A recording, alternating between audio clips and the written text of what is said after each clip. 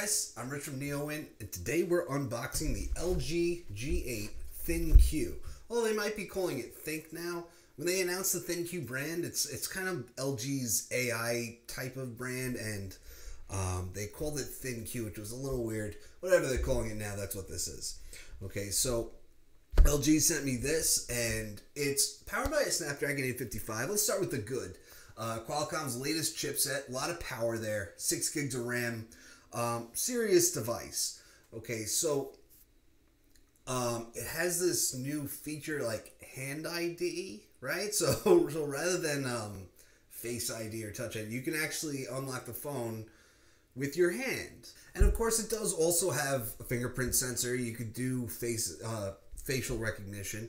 The fingerprint sensor is on the back, which it's kind of weird. Like you notice I have a Galaxy S10 Plus here and a Huawei P30 Pro. They both have in-display fingerprint sensors. The Galaxy has a hole punch display, and the design of this phone seems kind of 2018-ish. It's got a notch, fingerprint sensor on the back. As far as design goes, it's not really out of the box. So like I talked about Hand ID, there's also air motion. And that's where you can kind of control the phone with your hand without touching it. So maybe if you want to open the music app, you can just you can set 2 apps. And so you would just kind of put your hand like this and then go like this and swipe or something. And it seems awkward. It seems like a weird feature, but let's get this box open and let's see what exactly we're looking at. Because I could talk about the phone all day, but we want to see it. I just kind of wonder where LG's at with features like that, because like Samsung and Huawei, particularly Huawei, do really innovative things, and I'm not sure where air motion comes from. We have a little cloth here, which is always nice, and here is the device. Okay, it's wrapped in a little bit of plastic. Our promise, congratulations. Enjoy the peace of mind that comes with our free 2nd year limited warranty coverage, blah, blah, blah. Okay. We're gonna, oh, that wasn't attached. Ha! And we'll just pull this off. Now, more good. There's no camera bump. So, LG calls this an under screen or an under glass camera, and seems a little much for something that we always used to have on our devices before we started getting all these big camera bumps. But hey, I appreciate it. So yeah, it's completely flush. There's no noticeable camera module, although it is black, blacker than the black of the phone. All right, like I said, fingerprint sensor on the back. Boot this up for now. All right, do I need to charge it? Oh, no, we're good. Okay, what else is in here? I'm guessing this is just paperwork and stuff, and it is, and we're not gonna get into that. We have a USB Type-A fast charger, and then we have a USB Type-A to Type-C cable. Those are both just gonna stay in the box. I have many Type-C chargers. So I booted this up and it immediately has to install an update. So a couple things about this phone. It has a headphone jack, and that's really good. I don't actually care about headphone jacks in phones these days. I have plenty of Bluetooth headphones that I can use. But what's really cool about LG's is that the headphone jack is the best. It has a 32-bit hi-fi quad DAC, and DAC stands for digital to analog converter. And you plug headphones into these, and it doesn't even have to be like expensive headphones. Any headphones, you can hear the difference. So you pick up, and by the way, LG's been doing this since like the V20. It's been doing it for a couple of years. You plug in headphones into the device, listen to them. Plug those same headphones into another device, you can hear the difference. In fact, you can actually turn the feature on and off, and you will hear the difference. It's pretty phenomenal. Okay, so that update was 242.3 megabytes, and it took about 40 minutes to install, which was an absurd amount of time. So I've got this all set up now, though, and we are going to try a couple of things. First, we're going to try Hand ID. So, like I said, has a fingerprint sensor on the back. It does support face unlock, and what's cool about that is that facial recognition is actually pretty secure on this because it has those additional sensors that are used for these ridiculous hand things. I shouldn't say ridiculous because I haven't tried it yet, but those also they make for more secure facial recognition, and they're also better for portrait mode. There's a time of flight sensor in there. Okay. When I say more secure, I mean like most phones have facial recognition, right? They just use the front camera though. So OnePlus has a workaround for that, but most of the time you can actually just take a selfie of yourself with one phone, hold it up against the other phone, and it will unlock your phone because it has no depth perception. It's just a camera.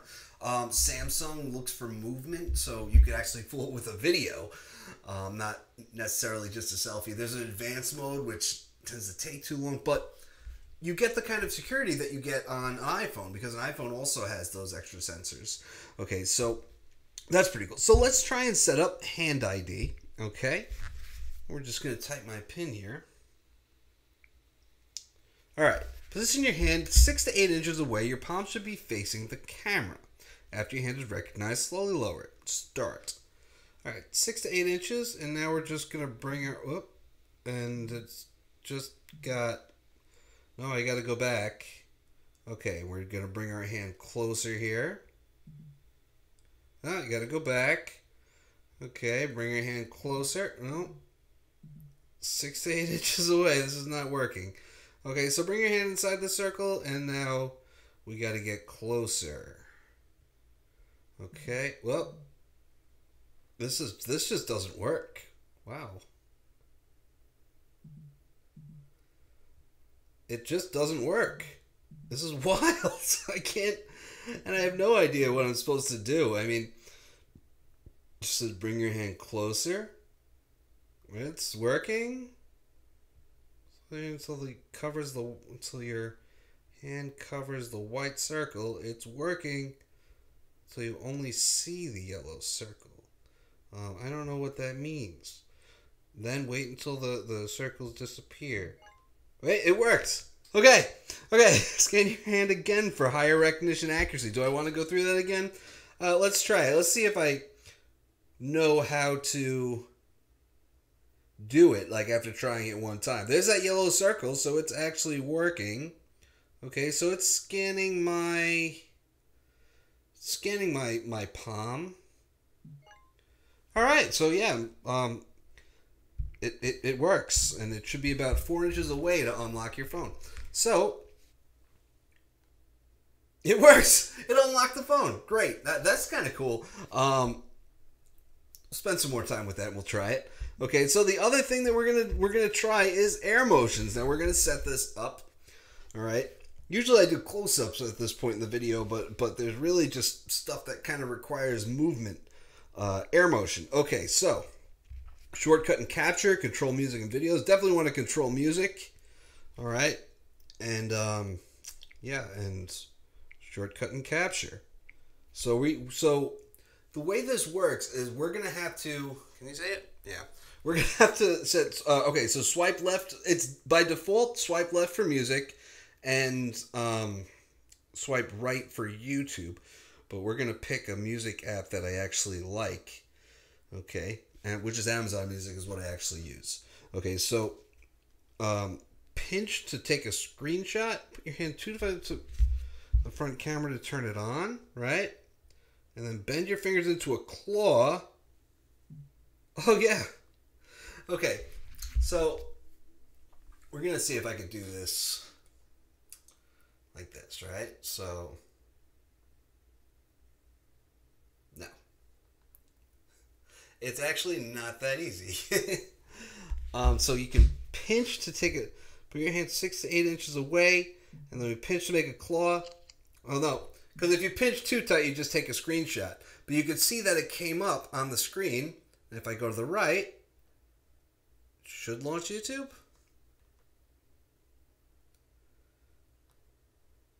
No, maybe it's no. It's open. Okay, so this is not working. Well, let's try it with this. back on the home screen. All right, now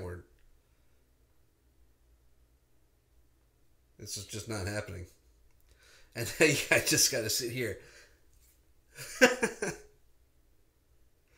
Okay, so here's the thing about this is that you're not buying this phone for air motion, right? All right, let's try this again. 2 to 5 inches away from the front camera to turn it on. Okay? And then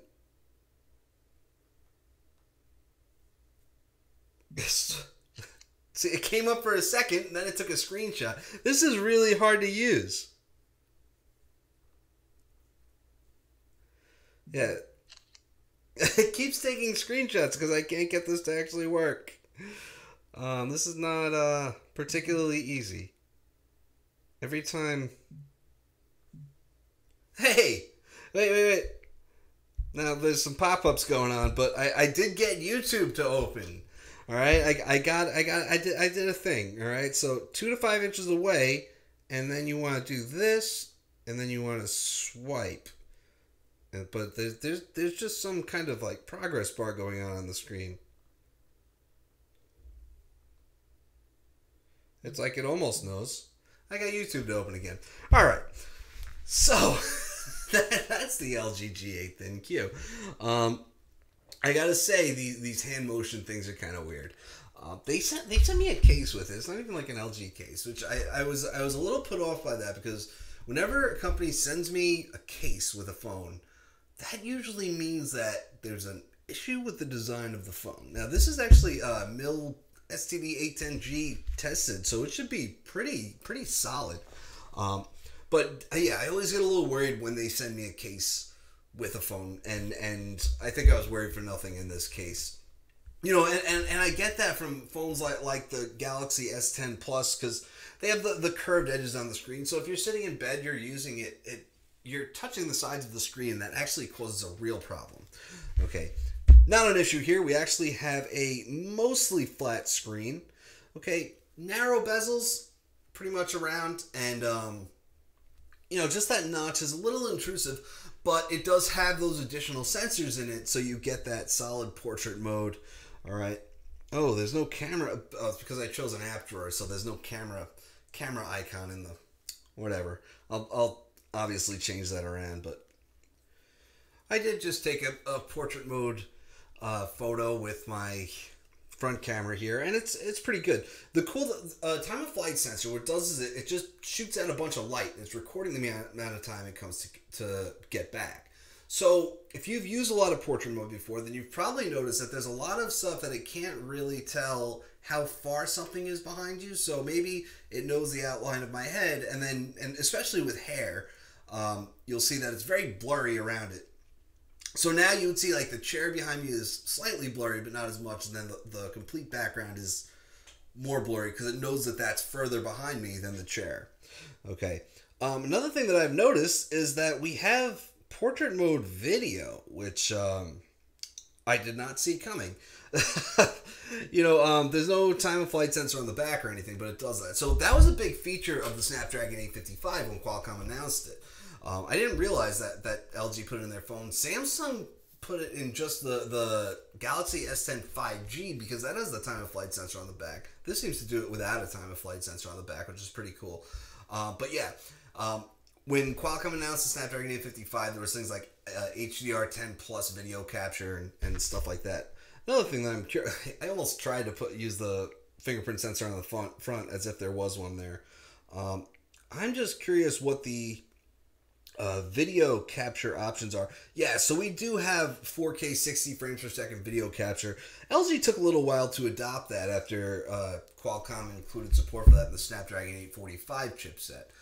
So, yeah, I think what we have here is we have a pretty good phone, a pretty solid phone, and probably even a great phone.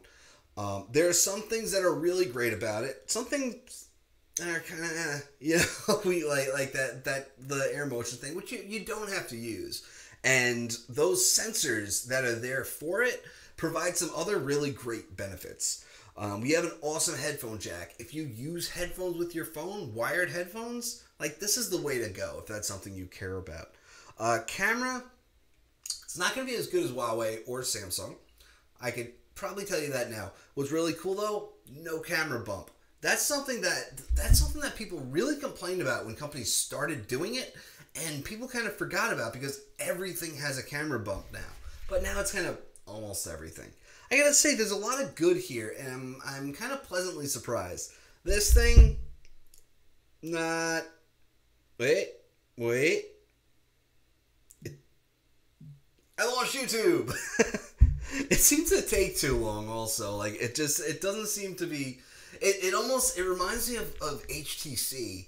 HTC, like the U12 Plus, which was HTC's most recent flagship phone, where it has no buttons, and they just look like buttons, and they have haptic feedback, and it just doesn't work. And HTC just kind of did that kind of stuff for the last couple of years, longer than that, where they just started adding stuff that doesn't make sense. Luckily, if you don't want to use air motion, you don't have to. I don't think you're going to want to. Does this work, Fitz? Yeah, you do have to wake up the phone first, so you can actually knock to wake it up, unlock, boom. That's pretty cool. I say palm unlock, while not particularly useful, because you do have a really good facial recognition system here, and you can just whatever. Anyway, guys, I'm going to have a review on this in probably about a month, so stay tuned for that. I'm Richard Neowen. Have a great night.